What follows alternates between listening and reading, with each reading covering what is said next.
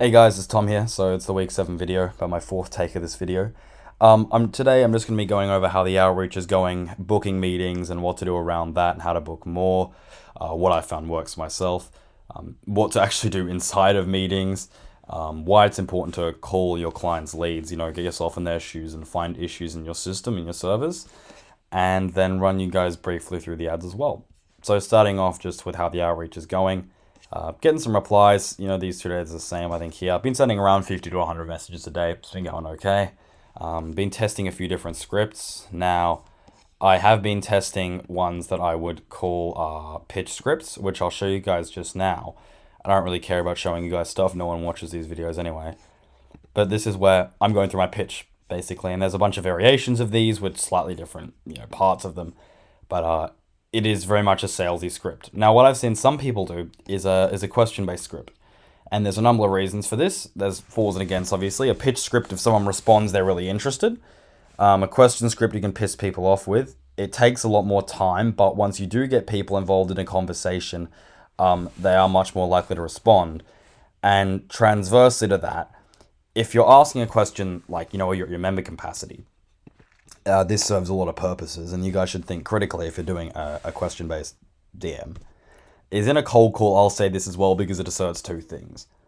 One, it says that they're not functioning at their top capacity, right? So they know from a business standpoint, they could have more members, more clients, whatever it is. They can definitely be doing better, and they're thinking about that now. And B, this is the question any gym owner will answer because there's a chance that I'm thinking of joining the gym.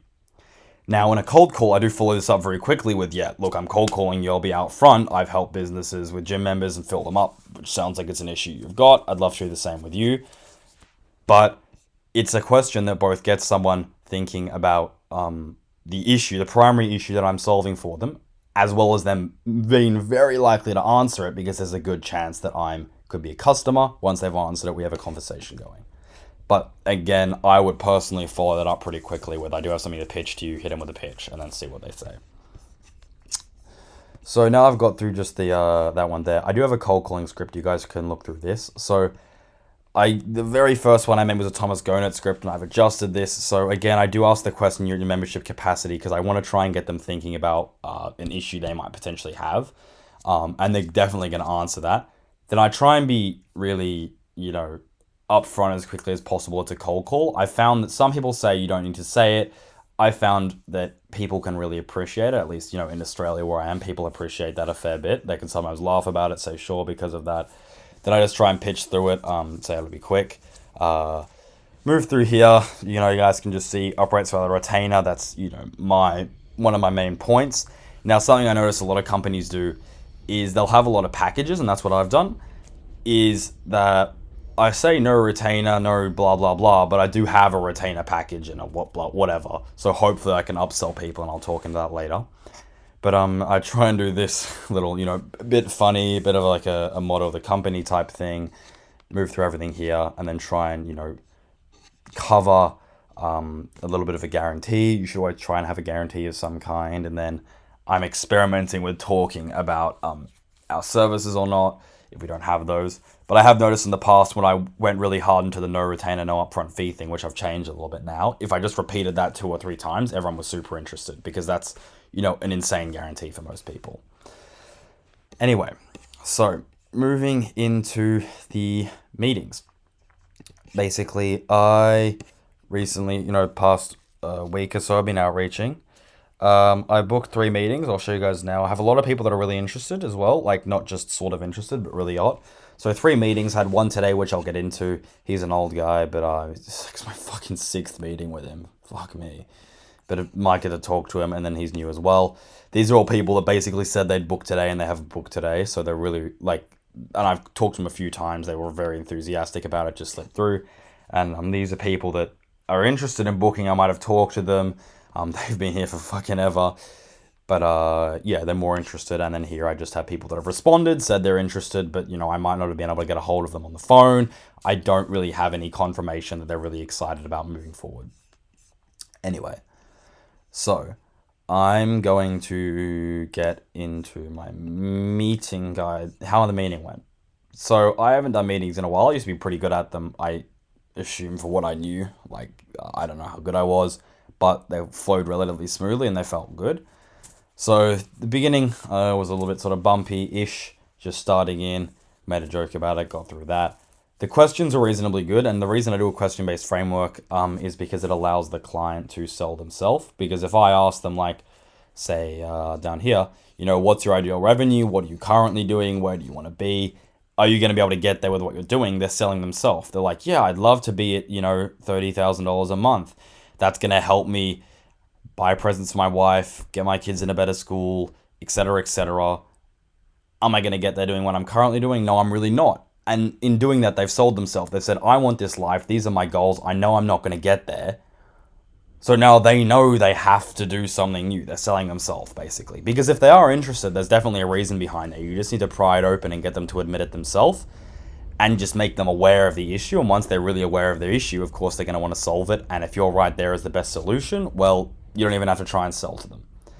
Anyway, so this went, relatively well. The questions, everything else.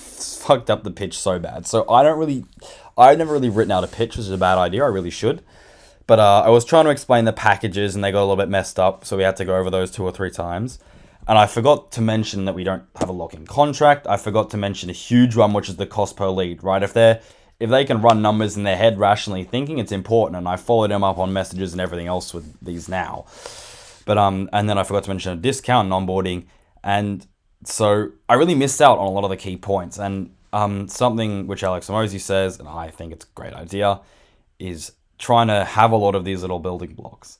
Because if you sell, one service that has everything in it, it just seems like one. It might seem like a great product, but it seems like one product, right? And then like an all-in-one window cleaner, but you can also only sell that for like $17. But, now if you break it into all your parts, so say you do different services, like I have SEO and Facebook marketing, and I have this and that and that and that, and this is our guarantee, and we can refer you and you can get a discount, and we do this and this for you, right? Even me listing them out and not even having examples, it sounds like you're offering so much more to them. And you can probably charge a lot more. Like you could even charge some of those things individually and almost charge the same price for the base package, or charge a lot less for the base package and make it seem amazing.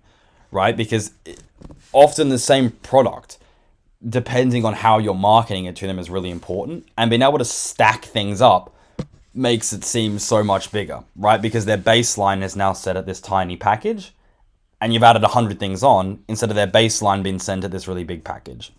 And I think a few really important things to add on is the discount for referring a friend, and specifically how they do that is how I do that is they get a 20% discount themselves as well as their friend getting a discount. Because they don't feel like they're scamming their friend that way. Their friend doesn't feel like they're getting scammed that way. I get a whole other source of income coming in, so it's good. But anyway, on the call, beginning was a little bumpy. The question framework is always a good idea. And it definitely got a little bit bumpy at the end on the pitch. Now, something I get all the time is I got to run the numbers through. I'll get back to you. This is the 4th fucking call I've been on. I let them all go. Right? Some businesses maybe. For me, running the numbers right now is not complicated. Because I can say in these questions up here, and as I should, what's your ideal cost per acquisition? Which is the total cost to get like a sale, right? Say let's say $150. Well, I can say, well, look, it'll be $15 for a lead. Let's say you close every 3rd lead, it's $45. We charge, $87. So now you're looking at what is that? $32 basically to get a sale.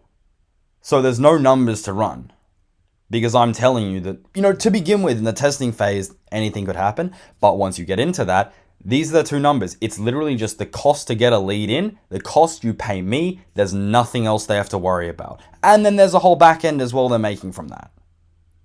Right? So there are times when you might have to let someone go talk to their accountant because you're doing like a huge business deal, multi-million dollars, there's 700 things they're paying for. Yeah. I'm doing something simple. There's ad spend. You pay me when you make a sale. That's it. And I'm letting people go through their fingers, and I think some people might, because I know I've always been scared to, not scared, but I've always moved away from the idea of pushing back on people's, not resentment, but people's resistance to things. And I think it's something I've started to learn to do, like even calling my clients, like, and calling my own, is push back a lot of the time.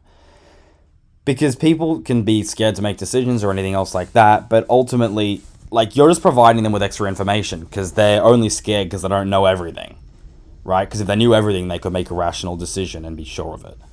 So I think I really should have pushed back on that. I ended up sending the fucking contract on my school email to him as well. So that's definitely not good. But anyway, I think the summary of the call and what you guys can take away from it is make sure the introduction flows pretty naturally. Try and get a laugh out of them, get it, the mood flowing there. Do a question-based framework and really focus on trying to get them to state, maybe current problems, get them to state ideally where they want to be. Get them to think about when they get to that place, how is it going to feel to them?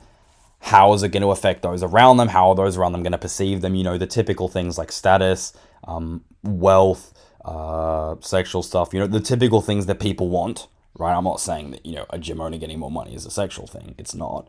But, there are definitely other elements like status and stuff that come along with it. But try and target those and get them to admit the fact that they're not going to get there. Saying, right now we're getting expensive leads, we don't get enough in. I would love to be at 30k a month, I'm at 20. If I got 30k a month, I'd be able to get my new car, pay off my house, blah, blah, blah. My wife would love me more. And realistically speaking, I can't get to $30,000 a month with what we're currently doing. They've completely sold themselves. Because they want this new thing, they want the better thing, they know they can't get there, you're the option they're going to take. And after that, at the end, make sure you pitch things, having a few different packages, and you can move the middle up and down, close to whatever you want to sell. If you want to sell more of the bottom, move the middle down. You want to sell more of the top, move the middle up. But have a few different packages you can sell to people, because you can also hit them with a really stupid offer like me, where it's like just no retainer, no nothing, and then upsell. And stack value a lot. Here's a little discount we've got. Here's these numbers. Here's the onboarding videos. This is done for you. We'll also do XYZ for you, for a limited time. If you sign on now, create some scarcity, we'll get you your first 5 clients free. Those types of things I need to start experimenting with, because if you're able to drive some urgency and scarcity, it's really good. Especially if you've got a false limited offer where you're like, oh, these people that you first 5 people this month don't have to pay a retainer. You'll really drive people through stuff like that. But I think making sure you can stack value and make it appear well and drive scarcity, try and get them sell now. And if they have an objection, try and handle it by informing them. I've got to talk to I got to run the numbers through with them, that type of stuff. So I would say that seems kind of obvious. You get nervous on a call and you don't go through with it. Now, the next thing I'm going to cover is why it's important to call your clients' leads. So, the first one here is because he's not good at sales, and I closed 5 of his friggin' leads for him, and potentially more easily. These are all closed. They're all really interested, and they want to come in. And he closed none of them, and I was going to make no money, and he was unhappy because he wasn't making money, and now he's jumping off the ceiling because he's making money. So, call your clients' leads because, you might be able to book people in, but much, much more importantly than that, is you actually get to experience what it's like to be in their shoes, to be talking to these people. You can then help them with the sales themselves, which, actually alleviates it off you. They feel like they're getting a shit ton of value because you're teaching them something, right? But it actually just makes you more money. It's easier for you. It lets you teach them something. It lets you build your knowledge of what it's like for your clients. So, in a sales call, you can relate to them more. In a, service delivery standpoint, you know what to make. And as well, say Victor's lead specifically, where is he? It wasn't so much just calling the leads what I learned. It was the fact that the system that he was using could be a little bit annoying. I was calling leads that I felt should have been moved to other places. I might have been double calling people. I wasn't sure how the automated text messages were linking to stuff. Now, this is partly due to the fact Victor does absolutely nothing to move the leads around in the opportunities wall. But having that automated would be such a nice feature that I could just click here and see where everyone's at without worrying. So you do identify, gaps or areas for improvement in your own systems as well, definitely. Yeah. And another thing on the call is I do run a framework now, but don't try and be too scripted with it. That's why questions are good. Because I think the reason I did really well initially is because these questions here, they might not hammer into the important parts. And I've had a call like that before, like with I didn't choose to go on it, but it was for one of those, SMA course type things. And the guy was okay, but I would basically answer his questions and he could still repeat the question multiple times. It felt very jagged every single time I had to answer a question. So I think being flexible, and especially as a really small team, a one-person team, you can do this well. But being flexible and driving in on the points they say about, like, for example, the guy I talked to today, he talked about how he wants, leads that show up or, like, actually reply.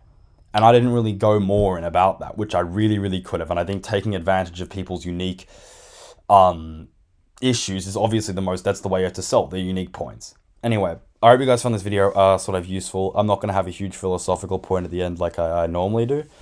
I'm just going to upload this, try and get back to calling more people and seeing what I can do. Thank you guys. Bye.